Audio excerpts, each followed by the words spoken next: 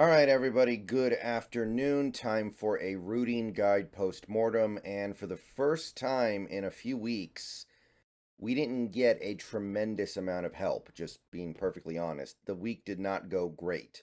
Not all bad, but for the first time in a while, things kind of we didn't get the breaks. And we probably got enough breaks to feel okay about things, but could be better.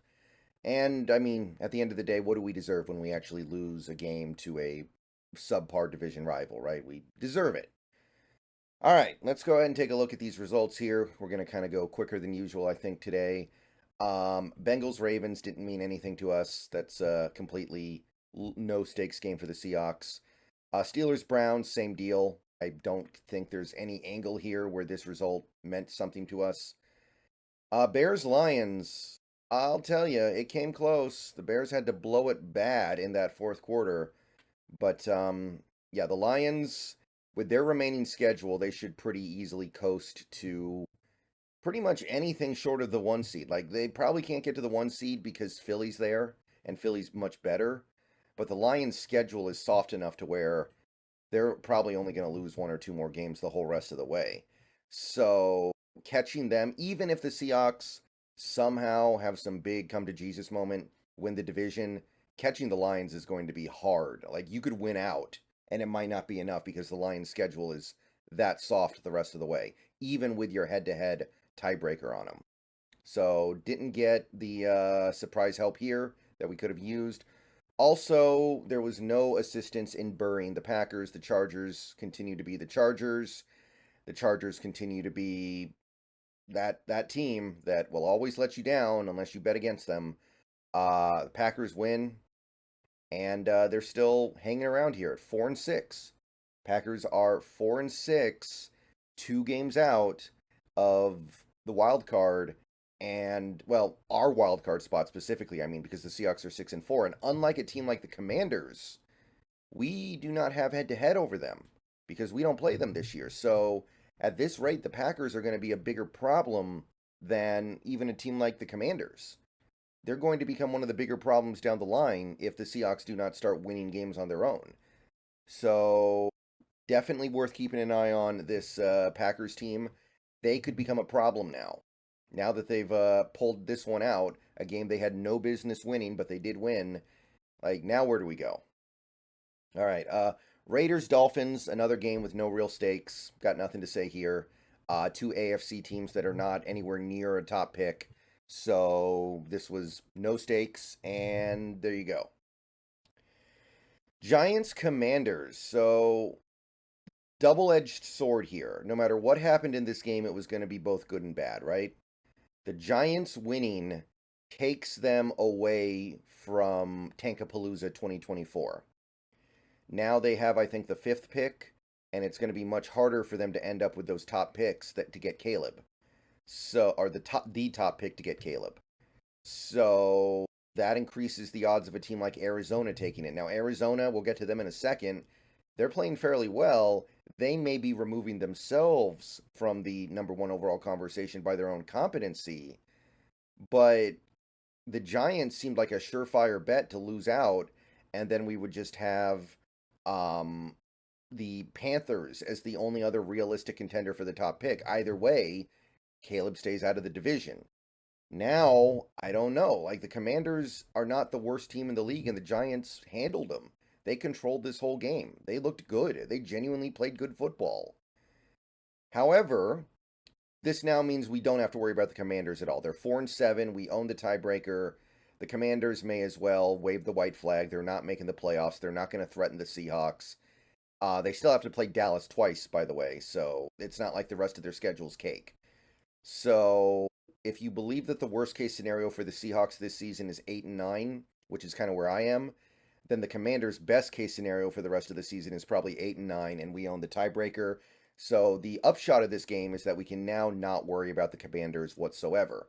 They are basically out of it in any realistic fashion. They are not going to be the team that steals the playoffs from the Seahawks at the end. Cowboys Panthers, we've got another kind of mixed bag. We would have preferred that the Panthers win, of course, because it's the Cowboys. They're in the wild card hunt right now, and so are we. It's looking like they're going to run away with it a little bit, just being honest, compared to us anyway. It's looking like they're going to run away with the 5 seed because of the schedule, the way it breaks. It looks like that the Cowboys are locked into the 5 seed pretty closely here, unless they get some breaks against the Eagles. The Eagles would have to lose a couple games here, including to the Cowboys.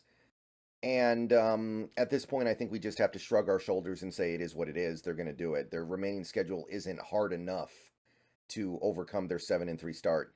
So the upshot is that the Panthers continue to lose, meaning they're going to send that top pick to the Bears. And the Bears are either going to trade for Caleb or trade the pick, or excuse me, pick Caleb or trade Caleb. And again, that's not the Cardinals. And I don't think Caleb's going to okay a trade to the Cardinals either. So as long as the Cardinals don't get the #1 overall pick, by some definition, we win. Titans, Jaguars, the only angle here that mattered to me at all was the fact that the Titans have the strength of schedule thing where we play them. Therefore, we want them to be as good as possible. So our game against them counts for more in the strength of schedule, but didn't happen. And that was really the only angle that game mattered from. Very, very thin. Cardinals, Texans, I'll tell you, they came close. These Cardinals did what they could, but came up a little bit short, couldn't quite finish the job. It's, again, it's not the end of the world because this obviously hurts the Cardinals' other first-round pick, but as of right now, the Cardinals' main first-round pick, their native first-round pick, is looking very juicy. It's currently, I think, half a game back of the Caleb pick. And to me, the Panthers, I feel like they're going to find a way to win a game at some point. So we're going to need the Cardinals to win something at some point to make that work. All right, Buccaneers, Niners, obviously didn't happen the way we were hoping. Purdy played a great game. McCaffrey was good. Ayuk was awesome. And it went kind of as expected. The Niners handled their business at home. I will say this, Tampa Bay losing does put them a full 2 games behind the Seahawks, and they've got some work to do. Like, Tampa Bay is honestly one of the teams most likely to steal a playoff spot from a team like Seattle or Minnesota. So the fact that they keep losing right now, the fact that they're 4-6, if they get pushed out, there's really not going to be a great team left to take their place. Like, again, that Falcons team I thought was going to be a problem. They're fading. Now Tampa Bay's fading. Who's left? The Commanders, they're definitely fading. I mean, they're fading fast. They're at this point, you can almost say they're basically out of it.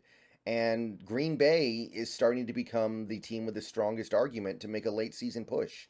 That's how bad it is in the NFC right now. So that angle is kind of nice. Jets, Bills, completely meaningless for the Seahawks. Doesn't really mean anything either way. I guess the Jets losing means at least we can put an end to the Zach Wilson farce, so that's fun, but that doesn't help us. Vikings, Broncos, we actually kind of low-key needed this one, especially after losing that game to the Rams. Somebody had to stop the Vikings, and the Broncos did. So, great news there. Now, honestly, I still think the Vikings are going to end up in the playoffs. I do. I think the Vikings get in. I think the Seahawks get in. I think the Cowboys get in. Those are your wild card teams. And I don't see anybody coming up to change that at this point. So it's not like the Vikings are pushed out, but they are pushed down, which is definitely a step in the right direction.